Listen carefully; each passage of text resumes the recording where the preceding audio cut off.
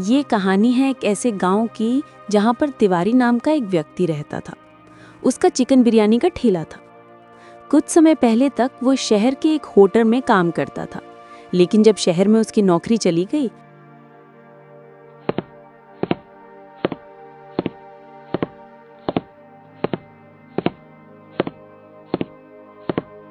तो उसने गांव लौटकर अपना बिरयानी का ठेला खोल लिया। वाह तिवारी जी, क्या चिकन बिरयानी बनाई है, खा के मजा ही आ गया। कल मेरी माँ भी आपके हाथ की बनी बिरयानी को याद कर रही थी। एक प्लेट उनके लिए भी पैक कर दीजिए। अभी करता हूँ भाई जी। बिरयानी बेचकर तिवारी अपना ठेला लेकर घर आ गया।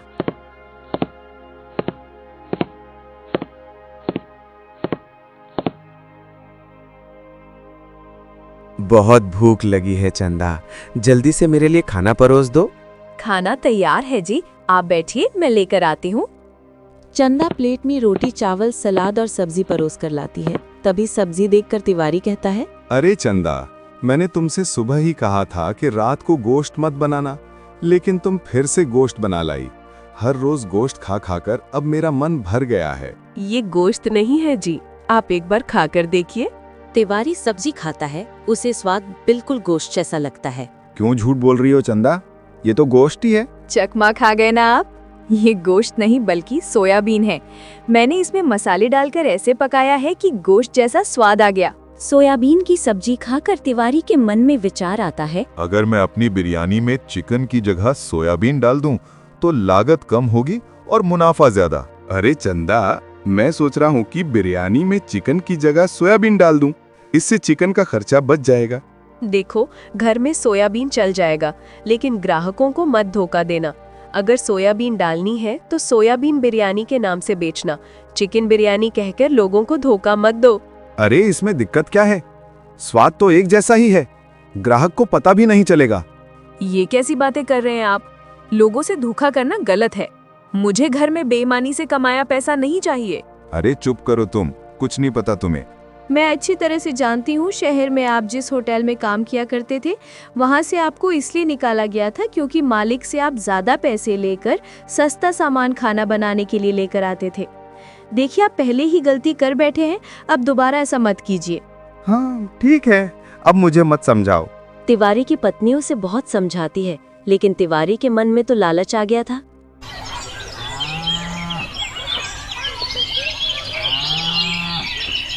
अगले दिन से तिवारी बिरयानी में सोयाबीन की मिलावट करने लगता है। वो बिरयानी में थोड़ा बहुत चिकन डालता है, चिकन के छोटे छोटे टुकड़ों की जगह बहुत सारी सोयाबीन डाल देता है। बिरयानी को बहुत ही अच्छे मसाले से बनाता है कि किसी ग्राहक को उस पर शक ना हो। तिवारी जी, पहले तो बिरयानी में बड़े बड़े चिकन के टुकड़े रहते थे, अब इतने छोटे छोटे टुकड़े क्यों डाल रहे हैं? क्या करूं भाई, जब बड़े टुकड़े डालता था तो सब ग्राहक लड़ने लगते थे, वो टुकड़ा मुझे दो, ये टुकड़ा मुझे दो। इसीलिए अब छोटे टुकड़े ही डालता हूँ, इससे सबको बराबर मिलता है। अच्छा, वैसे कुछ भी कहो, स्वाद तो अभी भी वैसा ही है, चाहे छोटे टुकड़े डालो या बड़े, मजा तो आ ही रहा है। ये सच कहा भाई, जो स्वाद तिवारी जी की चिकन बिरयानी में है वो स्वाद कहीं नहीं है। मैं न जाने कितनी जगह चिकन बिरयानी खाई है, लेकिन ऐसी बिरयानी कोई नहीं बना सकता। मैं तो दूसरे गांव से सिर्फ तिवारी जी की बिरयानी खाने आता हूँ, ऐसा स्वाद कहीं और नहीं मिलता। ग्राहकों की तारीफ सुनकर तिवारी का लालच और बढ़ गया। उसने बिरयानी के दाम भी बढ़ा दिए।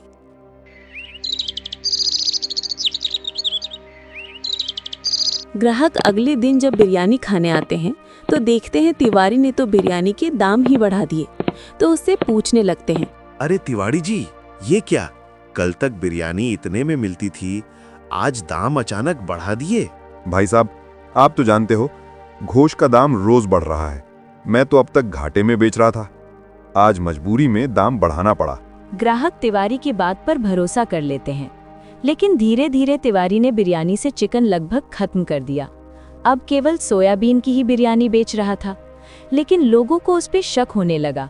क्या बात है तिवारी जी, पहले जैसी खुशबू और स्वाद अब नहीं रहा, चिकन का जायका कुछ बदला बदला लग रहा है। इसे खाकर ऐसा नहीं लग रहा कि गोश्त वाली बिरयानी खा रहे? लगता है भाई तुम्हारी तबीयत कुछ ठीक नहीं लग रही है, इसलिए तुम्हें इसके जायके का पता नहीं चल रहा है। नहीं तिवारी जी, मुझे भी कई दिनों से तुम्हारी बिरयानी में चिकन का वो जायका नजर नहीं आ रहा है। सच कहूं तो नुक्कड़ वाला राजू अब तुमसे अच्छी बिरयानी बनाने लगा है। कैसी बातें कर रहे हो भाई? कहाँ उस राजू की बिरयानी और कहाँ मेरे हाथ की बनी बिरयानी? खैर, आपकी बात पर गौर करूंगा। अगली बार बिरयानी और अच्छे मसालों से बनाऊंगा। ग्राहकों की बातें सुनकर तिवारी को डर लगा कि लोग कहीं राजू के ठेले पर ना चले जाएं, लेकिन लालच उसे चिकन खरीदने नहीं देता। ताज़ा चिकन बहुत महंगा था। अगर मैं बाजार से चिकन खरीद कर लाऊंगा तो मेरा मुनाफा बहुत कम हो जाएगा। बाजार में चिकन बहुत ही महंगा मिलता है, लेकिन अगर चिकन नहीं लाया तो मेरे सारे ग्राहक टूट जाएंगे। मुझे समझ नहीं आ रहा, आखिरकार मैं क्या करूं? यही सोचते हुए तिवारी बाजार में चिकन खरीदने जाता है।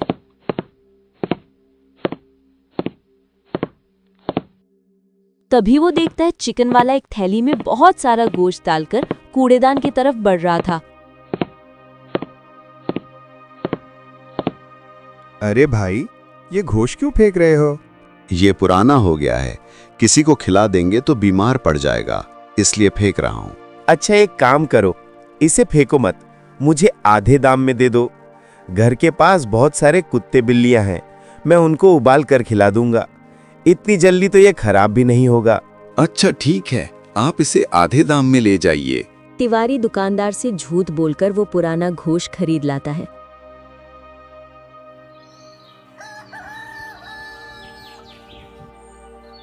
अगले दिन उसी गोश्त की बिरयानी बनाकर ग्राहकों को खिलाता है। अब हर रोज तिवारी किसी न किसी दुकान वाले से खराब गोश्त खरीद कर लाने लगा और इस गोश्त की बिरयानी बनाकर लोगों को खिलाने लगा, जिस वजह से धीरे धीरे उसकी बिरयानी का स्वाद बिगड़ने लगा। अब लोगों ने भी उसके ठेले पर आना बहुत कम कर दिया। ये आपने कैसी बिरयानी बनाई है भाई? अब तो एक निवाला भी नहीं खा सकता। सच में अब तुम्हारे बिरयानी में कोई स्वाद नहीं रहा। इससे अच्छा तो हम घर पर पुलाव ही बना लेते। चलो, मैं तो नुक्कड़ वाले राजू के ठेले पर जाकर बिरयानी खाऊंगा। उस दिन तिवारी की आधी बिरयानी भी नहीं बिकी। वो ठेला समेटकर उदास घर लौट आया। रात को बिरयानी की हांडी वैसे ही घर में रख दी। उसकी पत्नी उसके लिए खाना परोसती है तो वह खाना खाकर जल्दी से सो जाता है।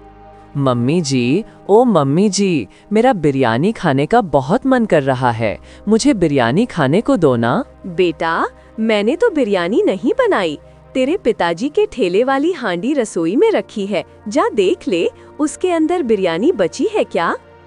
मोनू हांडी में बिरयानी देखता है तो काफी बिरयानी बची हुई थी। चंदा बिरयानी को निकालकर मोनू को देती है और वो बड़े चाव से खाता है, लेकिन थोड़ी देर बाद उसके पेट में तेज दर्द होने लगता है। चंदा और तिवारी फौरन उसे डॉक्टर के पास लेकर जाते हैं। देखिए, खराब खाना खाने से इसे फूड पॉइजनिंग हो गई है। अच्छा हुआ समय पर ले आए, वरना हालत और बिगड़ जाती। आप उसके खाने पीने का ख्याल रखिए, बाहर का कुछ भी खाने को मत दीजिए। लेकिन डॉक्टर साहब, मेरे बेटे ने तो बाहर का कुछ भी नहीं खाया है, मेरे पति के ठेले की बची हुई बिरयानी ही खाई है। शायद उसी से ही इसकी तबीयत खराब हुई है, तो हो सकता है वो बिरयानी खराब हो गई हो। अब आगे से अपने बच्चों का खाने पीने का ध्यान रखिए। अभी उसे ठीक होने में 3-4 दिन का समय लगेगा। ये सब बताकर डॉक्टर वहाँ से चले जाते हैं। तभी चंदा तिवारी से कहती है, मैंने तो बिरयानी को सूंघ कर देखा था, महक तो बिल्कुल ताज़ा लग रही थी। सच सच बताइए, आपने बिरयानी में क्या मिलाया था? अपने बेटे की ऐसी हालत देखकर तिवारी बहुत परेशान हो जाता है और वो चंदा को सब कुछ सच सच बता देता है। मैंने आपसे पहले ही कहा था, बेईमानी का पैसा कभी सुख नहीं देता। आज देख लो, अपने ही बेटे की जान खतरे में पड़ गई। मुझे अपनी गलती का एहसास हो गया चंदा। मैं चंद पैसों के लिए लोगों की सेहत के साथ जो खिलवाड़ कर रहा था, ऊपर वाले ने उसका मुझे अच्छा सबक दिया है। ये कहते हुए तिवारी की आंखों से आंसू बहने लगते हैं। उसने कसम खाई कि अब कभी बिरयानी में मिलावट नहीं करेगा। फिर से ताज़ा चिकन लाकर बिरयानी बनाने लगा। धीरे धीरे लोग उसके ठेले पर लौट आए। अब तिवारी फिर से बढ़िया गोश्त की बिरयानी बेचने लगा और उसका काम फिर से तरक्की करने लगा।